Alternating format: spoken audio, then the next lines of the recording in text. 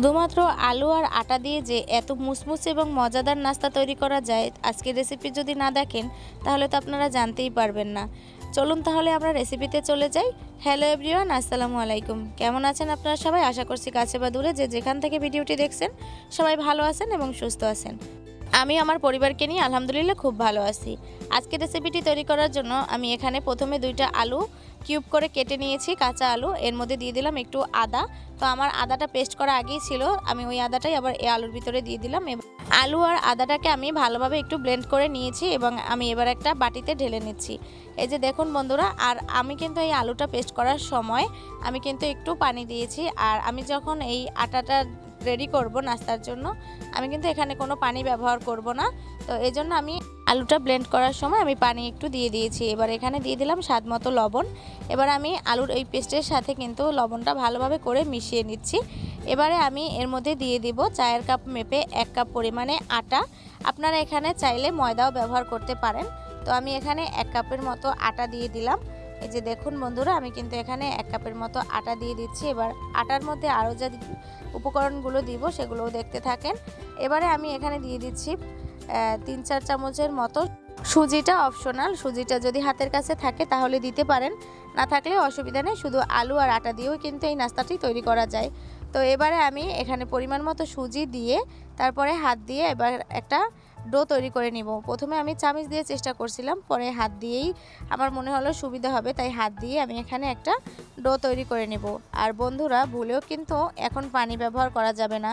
আলুটা পেস্ট করার সময় যতটুকু পানি দিয়েছি ওই পানিটাই কিন্তু একদম পারফেক্টভাবে আমার হয়ে গেছে। তো আপনারা যদি এই নাস্তাটি বানান তাহলে অবশ্যই আলুটা যখন পেস্ট করবেন তখন পরিমাণ মতো পানি দেওয়ার চেষ্টা করবেন। এই যে দেখুন, আমি হাত দিয়ে কিন্তু ভালোভাবে করে একটা ডো তৈরি করে নিচ্ছি। আর এই ডোটা কিন্তু একটু নরম হবে, তো ঢেকে রাখার পরে কিন্তু একদম পারফেক্টভাবে হয়ে যাবে। দেখতেই পাচ্ছেন আমি কিভাবে করে ডোটা রেডি করে নিয়েছি। এই যে দেখুন, আমার কিন্তু ডোটা একদম পারফেক্টভাবে রেডি হয়ে গেছে। যেহেতু এটা আমি আলু দিয়ে একটা ডো তৈরি করেছি তাই একটু নরম হয়েছে। তো নরম হয়ে গেলে সমস্যা নেই, যখন এটা আমি ঢেকে রেখে দিব তখন এটা সেট হয়ে যাবে। এই যে দেখুন, আমি কিন্তু এটাকে ঢেকে রেখে দিলাম। এবারে আমি এখানে নিয়ে নিলাম কয়েকটা সিদ্ধ করা আলু। সিদ্ধ করা আলুগুলোকে আমি হাত দিয়ে ভালোভাবে করে ম্যাশ করে নিচ্ছি।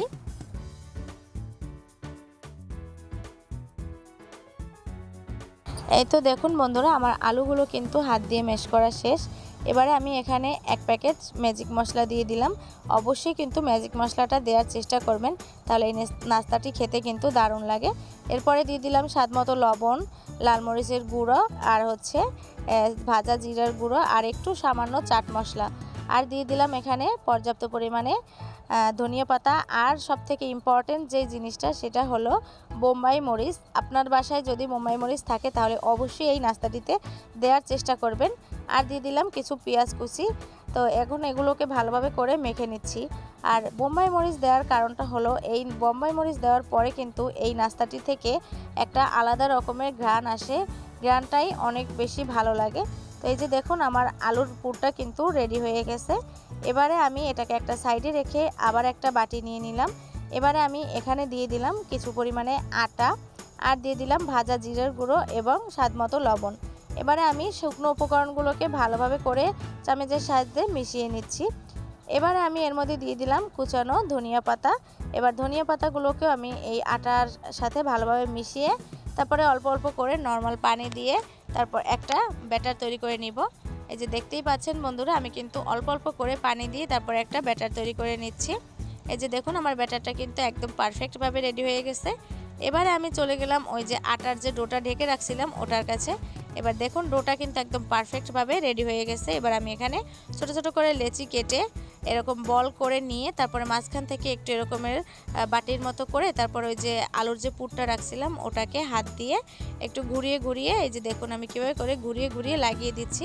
এই যে দেখুন, এবার হাত দিয়ে আমি একটু চ্যাপটা করে দিচ্ছি যাতে নাস্তাগুলো দেখতে সুন্দর লাগে। এই যে দেখুন বন্ধুরা, আমি কাজটা কিভাবে করতেছি। এই একই প্রসেসে কিন্তু আমি বাকি সবগুলো নাস্তা বানিয়ে নিব। আপনারা সবাই দেখতে থাকুন আমি নাস্তাগুলো কিভাবে বানাচ্ছি। বন্ধুরা, এই পর্যন্ত যারা আপনারা আমার ভিডিওটির সাথে আছেন, যদি একটি লাইক দিতে ভুলে গিয়ে থাকেন তাহলে অবশ্যই একটা লাইক দিয়ে ভিডিওটি কন্টিনিউ করার অনুরোধ রইল। আর আজকে আমার চ্যানেলে যারা যারা নতুন আছেন যদি আমার ভিডিওগুলো আপনাদের কাছে একটু হলেও ভালো লাগে তাহলে অবশ্যই আমার চ্যানেলটিকে সাবস্ক্রাইব করে দিয়ে পাশে থাকা বেল আইকনটি অন করে রাখবেন। এতে করে আমার নতুন নতুন ভিডিওগুলো আপলোড করার সাথে সাথেই আপনাদের কাছে নোটিফিকেশন চলে যাবে এবং আপনারা কিন্তু সাথে সাথেই দেখতে পারবেন। এই যে দেখুন বন্ধুরা, আমার সবগুলো নাস্তা কিন্তু একদম একই রকমের হয়েছে। তো এই যে দেখুন আমার নাস্তাগুলো কিন্তু একদম সব রেডি করা শেষ। এবার আমি এগুলোকে ভেজে নিব।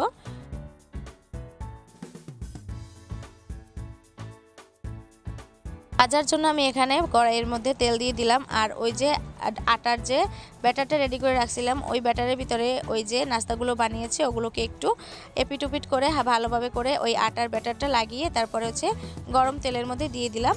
আর এই তেলটা কিন্তু গরম হলেই এই নাস্তাগুলো দিবেন, নয়তো কিন্তু এই যে আটার যে ব্যাটারটা আপনারা মানে যখন এই আটা নাস্তাগুলোর সাথে লাগাবেন তখন কিন্তু তেলটা গরম না হলে কিন্তু ওই আটার ব্যাটারটা আর ওটার সাথে থাকবে না, দেখা যাবে যে ওটা উঠে আসবে।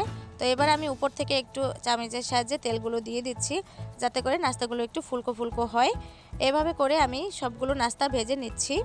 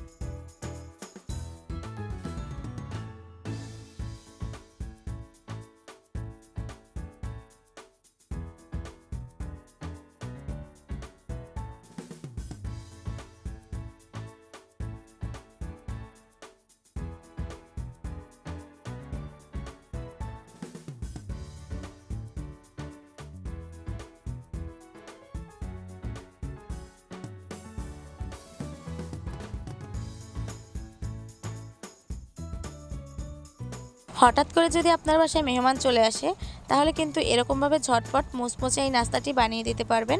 বাসার মেহমানে খেয়ে কিন্তু আপনার প্রশংসা করতে বাধ্য হবে এবং বাচ্চাদের টিফিন কিংবা সকাল বিকালের নাস্তায় কিন্তু এই রেসিপিটি রাখতে পারেন।